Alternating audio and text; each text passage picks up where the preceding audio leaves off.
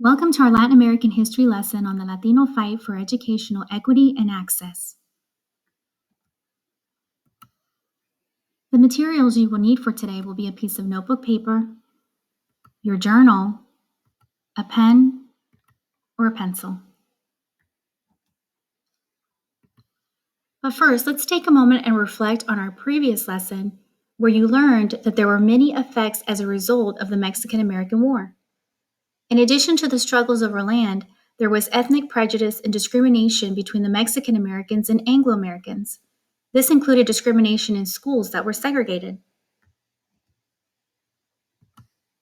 The essential question from our previous lesson asked, why do you think some Mexican Americans in the Southwest have said that they didn't cross the border actually crossed them? Some of you responded and you were all correct. It was because most of the American Southwest was indeed once Mexican territory.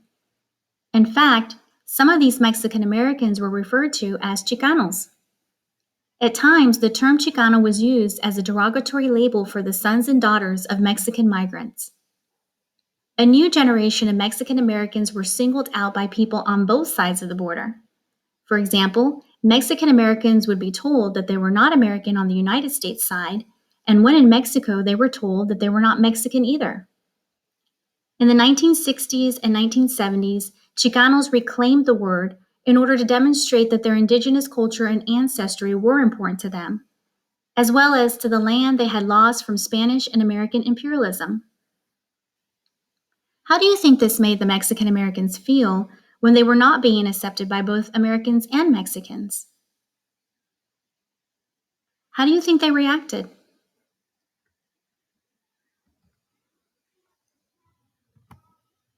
Let's dive into today's lesson, where you will learn to understand the Latino fight for educational equity and access that ultimately made significant contributions to the United States educational system. There were several educational issues regarding Latinos, such as high dropout rates, students being pushed out of school, bilingual students were enrolled in vocational programs and encouraged to join non-college programs. There was the use of corporal punishment, and students were not allowed to speak Spanish while at school. There were also anti-Mexican attitudes and prejudice towards the students. From 1925 to 1983, there were several Mexican American school desegregation cases, 35 of them.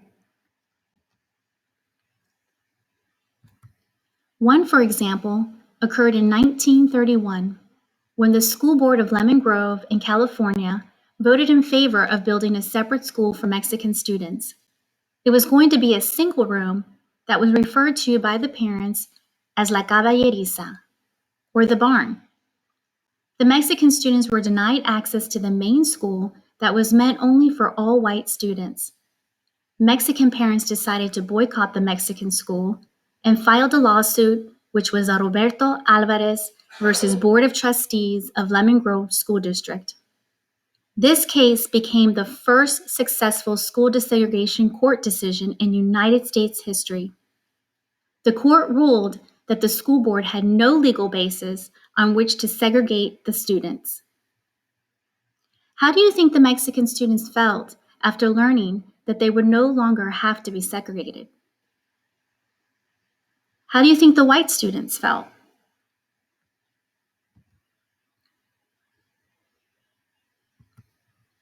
The civil rights movement of the 1950s and the 1960s had an impact on Mexican Americans as well.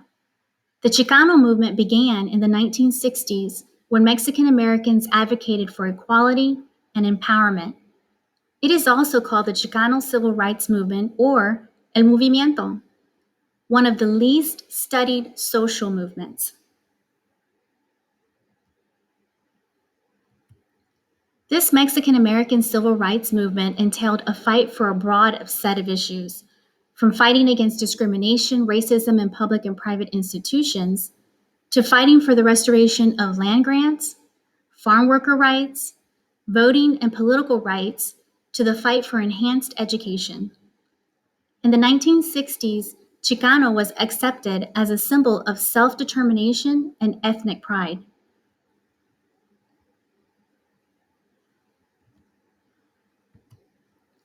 In March 1968, Latino students led protests and refused to attend segregated schools that were not well maintained.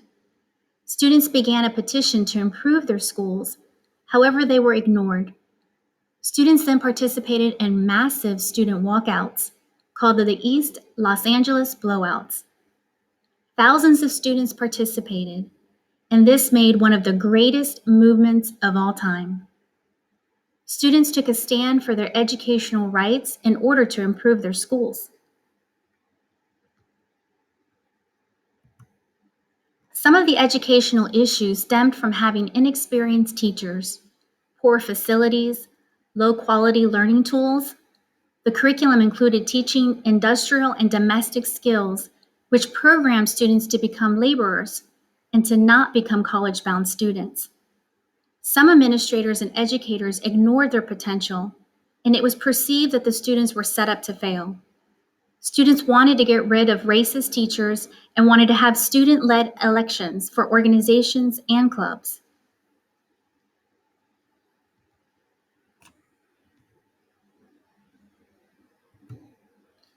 Students were denied to learn their history, were mistreated, and couldn't speak Spanish. Sal Castro, a Mexican-American high school social studies teacher, led and inspired the students to take a stand for their education.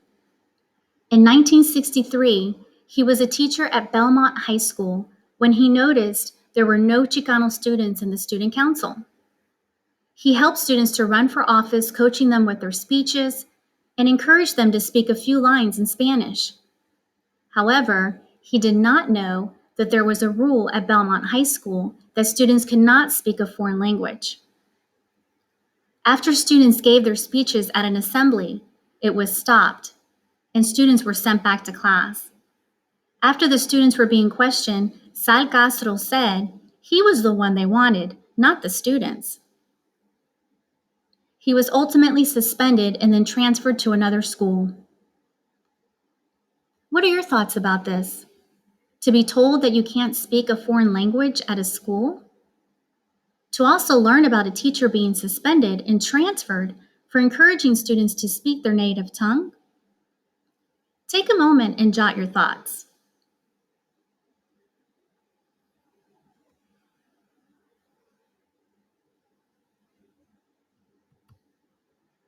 For his involvement in the student walkouts, Sal Castro was arrested, and he was fired from his teaching position. He supported the students and spoke out against racist and discriminatory practices at Lincoln High School in East Los Angeles. The community came to his defense. Eventually, the charges were dropped, and he was rehired. Castro endured occasional threats, harassment, and professional repercussions for decades. Through his work with the Chicano Youth Leadership Conference, Castro nurtured generations of students. Do you think it was fair that Sal Castro suffered professional repercussions simply because he took a stand to fight for what he believed was right?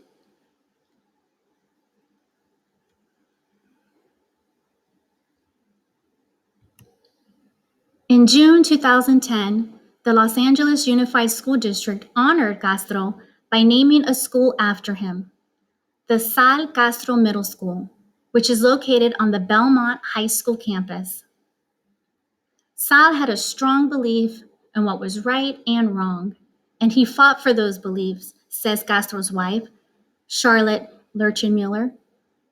She also shares that after the walkouts, Sal continued to teach, mentor, motivate, serve, and change lives for 45 more years. Castro passed away on April 15, 2013, of cancer, and more than 3,000 people attended his funeral. His commitment to student success, achievement, and community engagement, along with his involvement in promoting the educational advancement of Chicano, Chicana, Latino, Latina students was legendary. The story of Castro and the Chicano movement has been well documented in the book Blowout, to which he co-wrote.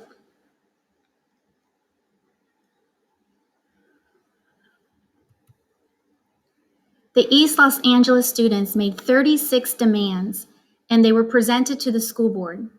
According to the Global Nonviolent Action Database, the students' demands included the desire to have smaller class sizes, have bilingual bicultural education, have Latino teachers and administrators, better facilities, and textbooks to include Mexican American history. The school board ignored their demands and did nothing to meet them. Through student walkouts, which were called blowouts, Los Angeles public schools were paid based on the number of students in class each day.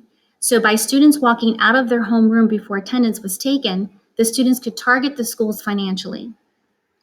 Eventually, the protests and the walkouts got the board's attention.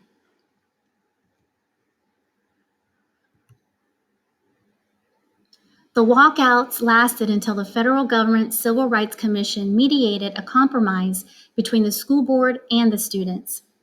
The school board agreed to their demands. This left a lasting effect all across the United States.